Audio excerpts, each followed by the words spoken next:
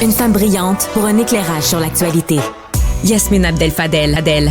Isabelle, c'est le retour du fameux couple organisé, en fait, de Guy Lepage et Sylvie Léonard dans Un gars, une fille. Hey, ce sera la 10e mouture et C'est ça n'a pas une ride. Et moi, on est un couple très ouvert, on n'a pas peur d'expérimenter, même à notre âge. Est-ce que vous êtes échangiste? On est échangiste. Excusez-moi. Les matins, ça me sont cool.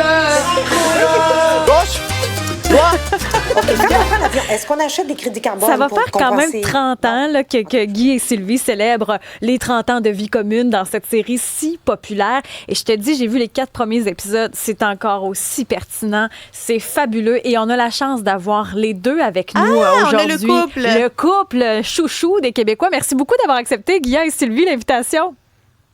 Bien, bienvenue. Comment on réussit à être aussi pertinent toutes ces années-là plus tard, d'arriver avec cette nouvelle mouture-là? Comment tu réussis à écrire tout ça? Ben, écoute, Guy et Sylvie, on a toujours décidé que c'était un couple moderne, ou en tout cas qui essayait de le devenir, de le rester. Puis on a des enfants dans notre histoire qui nous permettent de nous confronter aux changements dans la société. Puis Sylvie pédale fort pour réussir à se maintenir la tête au-dessus de l'eau puis à être fier de ce qui arrive dans la vie, puis Guy la suit comme un petit chien, puis en profite pour passer des commentaires désobligeants de mon oncle. Mais c'est intéressant, je trouve, parce que ça nous amène à parler de n'importe quel sujet. Tu sais, on parle de, échangistes, la SQDC, comment ça se passe, la cohabitation en condo, l'éco-anxiété, les différentes visions entre générations. On dirait qu'on peut parler de tout, même s'il y en a plusieurs qui vont nous dire qu'en 2024, c'est pas possible. Vous y arrivez? Il y a la manière. À ma manière. Est-ce que Non, vous c'est y vrai, arrivez? il y a la manière.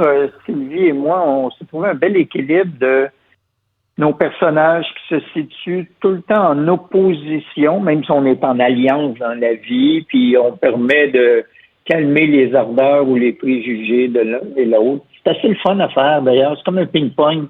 On se dit souvent ça tous les deux. On a un plan séquence, puis c'est nous qui créons le propre rythme de nos scènes. Puis on a beaucoup de plaisir. Es-tu là, Sylvie, ou je t'entends pas? Non, on me fait non en régie. Elle n'est toujours pas là. On attend toujours. Ah, d'accord. Donc, je parlais tout seul. Ben oui, mais Guillaume, moi, la question que je me pose, est-ce que ce serait possible de parler de ces mêmes sujets-là sans ce filtre-là pour nous remettre sur le droit chemin, pour nous dire, ben voyons donc, tu peux pas croire que tu dis ça. Est-ce que c'est encore possible de juste avoir la première partie, pas la deuxième? Oui, surtout si on fait du stand-up comique. Ben oui. Tu sais, quand quelqu'un est un stand-up comique, là, je pense aux États-Unis à Ricky Gervais ou à Mike Ward, si on les aime, moi j'aime les deux beaucoup, bien évidemment, je me gâte en allant voir leur spectacle. Mais je peux comprendre qu'il y a des gens qui disent hey, j'aime vraiment pas ça quand ils disent ça ou quand ils parlent de ça. Quand tu fais une sitcom, ben, à moins que tu décides que les personnages autour de toi, c'est des punching bags un peu imbéciles, mais ça te permet de donner l'opinion de tout le monde. Puis tout le monde a raison, dans le fond. Ouais. Personne n'est obligé de souscrire à tous les changements qu'il y a en 2024. Moi-même, je le fais pas. Mais c'est le fun d'être confronté à des gens intelligents qui nous donnent la réplique quand on dit « Moi, je comprends pas pourquoi, puis il y a quelqu'un qui est intelligent puis qui va peut-être te raisonner. » Là, je parle sérieusement, mais ça se fait aussi à l'intérieur d'une comédie. En fait, c'est même assez simple.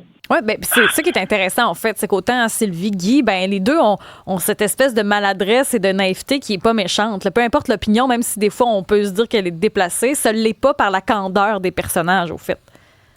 Je pense que les deux personnages ont quand même un vivre et laisser vivre. Ce que j'ai, moi, avec mon personnage, entre autres, c'est sûr qu'il y a des affaires que je trouve exagérées ou qui me font rire. Mais tant que ça ne fait pas mal à personne, c'est tant que la liberté des uns n'entrave pas la liberté des autres, on ne devrait jamais porter une opinion sur quelqu'un qui vit innocemment son bonheur.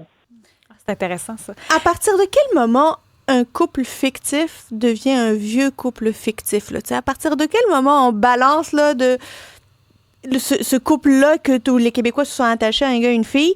Là, maintenant, on est rendu dans un vieux couple fictif. Là, j'imagine le jeu de rôle que vous avez entre vous, déjà, il en dit beaucoup, mais vous faites partie de, finalement... Des meubles. Oui, c'est ça, vous faites partie des meubles. Êtes-vous devenu un vieux couple fictif? Ben, je dirais oui, puis deux, sans le vendre de scoop, ça m'étonnerait qu'on se sépare dans la série. Ah! Tu sais, je pense que rendu là, après 30 ans, les enjeux d'aller voir ailleurs puis de se demander si on est à notre place sont passés. Là. Mais oui, on est certainement un vieux couple fictif, mais ce que je trouve très drôle, c'est que Sylvie, c'est mon amie dans la vie, puis des fois, on va manger ou on va prendre un verre, puis les gens nous regardent comme si je regardais la télé. Tu le vois, puis même quand on joue avec des comédiens chevronnés qui savent exactement ce qu'on fait dans la vie, mais des fois, on joue avec eux autres, puis je me rappelle une fois, Élise Guilbeault a dit « Je vous regarde jouer, j'ai l'impression d'être devant mon téléviseur. » Alors que c'est pas à elle qu'il faut expliquer c'est quoi la fiction. non. Alors ça, je trouve ça touchant. Ça, je trouve ça vraiment le fun. Hier, on a fait un visionnement devant une 50aine de personnes, puis de voir les sourires des gens qui nous regardent, puis qui ont l'air de nous aimer, en se disant « C'est un couple imparfait, mais c'est un couple qui dure. » Puis, en tout cas, je trouve... Moi, on y croit. Tu sais, j'ai fait beaucoup de choses controversées dans ma vie, puis ça, c'en est une qui ne l'est pas, malgré toutes les controverses qui sont suscitées dans les textes de la série. Ce qui est intéressant, je trouve aussi, cette année, c'est que cette saison-ci, cette nouvelle mouture, c'est qu'il y a beaucoup de monde. Je veux dire, les anciens membres d'RBO, Geneviève Brouillette qui est toujours de retour, on la voit jamais, mais on l'entend puis on la reconnaît parce que Sylvie l'aime pas. Eddie King, Pénélope McQuaid, Éric Bruno, il y en a du monde à Metz. Mais il y en a tout le temps eu, hein. Si tu regardes les vieilles émissions, là, des fois, il en passe en reprise, puis même moi, je me dis, Claude Legault faisait une police. T'as raison, on l'oublie. Guy Jodoin. Mais non, mais c'était des rôles humbles, appelons ça comme ça, tu sais. Puis alors, puis tout le monde nous disait à l'époque, j'aimerais ça faire une plante verte dans ton émission. Puis je disais, non, tu feras pas une plante verte. Si on a besoin de quelqu'un, puis le rôle est plus ou moins défini, j'aime mieux faire travailler un comédien ou une comédienne qui en a besoin dans la vie que de surutiliser quelqu'un qui travaille déjà trop, tu sais. Ça aussi, c'est un autre aspect qui est important parce que c'est vrai que éventuellement dans les séries qu'on a puis dans le contexte qu'on a, des fois, on a tendance à prendre des faces connues, mais c'est intéressant aussi de ce propos-là, de mettre des gens qui, des fois, on voit peut-être moins, mais qui sont aussi efficaces. Ben, qui sont aussi efficaces puis qui ont l'air vraiment d'être la personne qu'ils incarnent. Tu sais, le danger, des fois, là, c'est que tu regardes une émission, là, tu vas arriver quelqu'un de très connu. Fait que dans ta tête, tu dis, elle est dans série ou il est dans série. Et finalement, le rôle est assez mineur et semi-inintéressant. Fait qu'au lieu de te concentrer sur l'histoire principale, tu te dis, elle va-tu revenir dans l'histoire? Hein? C'est un personnage important. Elle a juste fait ça. Fait que il est là le danger de surcaster, de surcaster des comédiens, des comédiennes qui n'ont pas besoin de nous pour jouer. Alors, ceux qui sont dans la série que tu as nommé tantôt, parce qu'ils ont vraiment comme un rôle important dans cet épisode-là. Tu en as parlé, tu l'as mentionné un petit peu, mais tu sais, un gars, une fille, c'est ça, hein, des plans en séquence. On n'en voit pas tant que ça encore à ce jour. C'est intéressant, ça aussi, dans le rythme, dans la proposition, dans la facture visuelle. Il y a ça aussi qui est intéressant de cette série-là. Bien, Sylvie et moi, on a dû en faire 6 000 à peu près. C'est fou! Ce n'est que des plans séquences. Des fois, il y a un saut dans le temps, mais dans la même valeur de plan. Si on était dans un fauteuil puis le temps passe, on va faire des ellipses temporelles, mais le plan ne bouge pas. Puis, honnêtement, on a déjà en faire 15 sur 6 000. En général, c'est des plans séquences. Wow! T'sais, un plan séquence, ça veut dire que c'est une scène qui n'arrête pas, il n'y a pas de montage, c'est en continu. Ça veut dire que si tu te manques en plein milieu, tu recommences à zéro. Tu recommences. Tu continues même pas la scène, tu recommences à zéro. Puis, Sylvie et moi, on est tellement habitué que si c'est une scène qui est simple au niveau du cadrage, c'est-à-dire on est dans le lit puis la caméra bougera pas, on fait même pas de répétition. On dit enregistre. Puis des fois, c'est la première take qui aurait été la répétition qui est la bonne, puis on la garde. Ce que je me demande également côté inspiration, parce que là, il y a cette série-là, c'est 12 épisodes de 30 minutes qui vont être disponibles le 3 janvier sur l'extra de tout.tv. Est-ce que c'est plus difficile avec le temps, justement, d'être inspiré? Non, c'est plus facile. Ah oui. Parce qu'à l'époque, Guy et Sylvie étaient tout seuls, en couple, il y avait des amis, des personnages autour, mais il n'y avait pas d'enjeu de couple autre qu'être ensemble. C'est-à-dire, il y avait 35 ans, est-ce qu'on reste en appartement ou on s'achète une maison? Est-ce qu'on garde notre emploi ou on s'en va à notre compte? Est-ce qu'on se marie ou on reste à côté? Mais là, 20 ans après, le temps a passé, mais on a des enfants qui nous poussent dans le cul puis qui nous jugent. Puis on a des parents qui sont sur leur lit d'hôpitaux malades et peut-être mourants. Et avec tout ce qui s'est passé depuis 20 ans, moi, c'est presque comme si on recommençait à zéro. Comme si on recommençait à zéro avec des personnages que tout le monde connaît. Mais ça... ça va vraiment bien. Puis l'année qu'on a tourné, là, celle que tu as commencé à visionner, là, c'était l'année la plus facile à écrire et la plus facile à tourner. Oh, wow! On dirait que c'est une vraie vie, là. Tu sais, parce qu'il y a comme plein de choses que vous mettez de côté, là. C'est plus les chicanes, c'est plus le moment de parler de séparation, d'aller voir ailleurs, comme vous le disiez tantôt. Mais là, est-ce qu'il n'y a pas aussi un confort qui s'installe avec le temps, là? Tu sais, comment trouver des nouvelles idées tout en abandonnant toutes ces idées qui seraient trop faciles à prendre? Bien, avant de te répondre, je vais te raconter une anecdote. Il y a 2 ans, j'ai écrit une scène que je trouvais super drôle. Et je travaille avec une fille qui s'appelle Sophie Bissonnette, qui s'occupe de la post-production. Elle est là depuis 25 ans. Là. Elle est là depuis le début. Et elle dit, tu as déjà écrit ce texte-là. Elle me l'a envoyé. Et c'était le même nombre de répliques, à peu près les mêmes mots. Hein? Wow! Hein? Ben voyons! Elle dit, tu as déjà écrit ce texte-là. Je m'en rappelais fuck all. Ah! Et une chance que c'était le mien, en plus. Imagine, ça avait été... Wow. Je fais rire.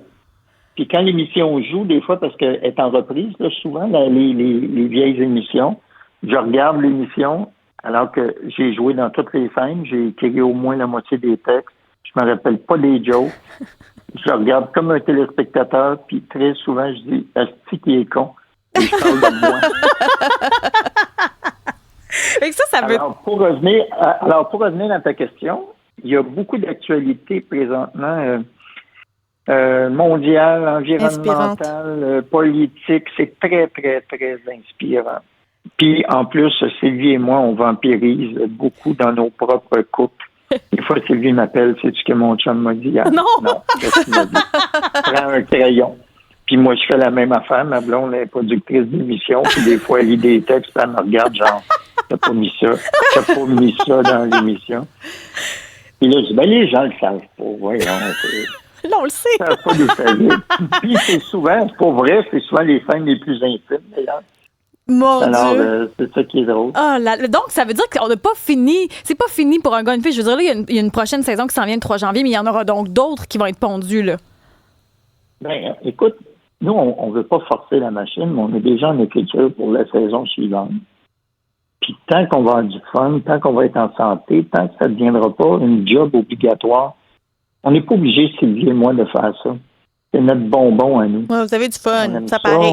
On a du fun, beaucoup, beaucoup, beaucoup. On veut pas se faire chier aussi, on veut pas se rendre malheureux, on veut pas se rendre malade. C'est sûr que dès qu'il y en a un des deux qui est plus motivé, ben ça arrête. Moi, je trouve ça le fun. C'est la même philosophie qu'avec Rock et Belles Oreilles. On le fait ensemble, on le fait pas. Mais c'est le fun parce que les personnages vieillissent avec le public aussi. Il y a quelque chose de vraiment le fun, je trouve, avec ces références-là. Puis à voir ce qu'on voit à l'écran, on le vit dans notre quotidien. Il y a quelque chose de fabuleux. Là. C'est rare d'avoir cette chance-là comme téléspectateur de grandir avec la série. Et de qu'elle s'adapte. Moi aussi, je ne veux pas rentrer dans vos vies personnelles, mais je soupçonne que vous êtes quand même assez plus jeune que moi. Moi, c'est ça qui me touche aussi, de voir que des générations... derrière nous, regardent cette émission-là puis s'identifient dans leur couple ou dans leur vie à des patterns qu'ils connaissent, soit leur pattern ou les patterns de leurs parents, qui en général est confrontant aussi. Moi, ça, j'aime bien ça. Merci beaucoup, Guy Lepage. Honnêtement, Oui, c'est vraiment. un succès, cette série-là. Ça arrive en plus dans les vacances des fêtes. C'est parfait. Merci beaucoup de ton temps aujourd'hui. Puis on salue Sylvie à distance. On la salue, puis on va Ben la oui. voir dès le 3 janvier à ici, tout.tv Tout.tv extra. Oui, puis si vous avez l'occasion de lui parler aujourd'hui, vous allez voir, elle est très intéressante à entendre là-dessus. Non, puis c'est un autre point de vue aussi. Ben, on n'est pas inquiète. En tout cas, on se croise les doigts pour le reste de la journée. Mais merci beaucoup, Guilla, puis joyeux temps des fêtes. Joyeux temps des fêtes, joyeux Noël. À vous aussi. Au Merci. revoir.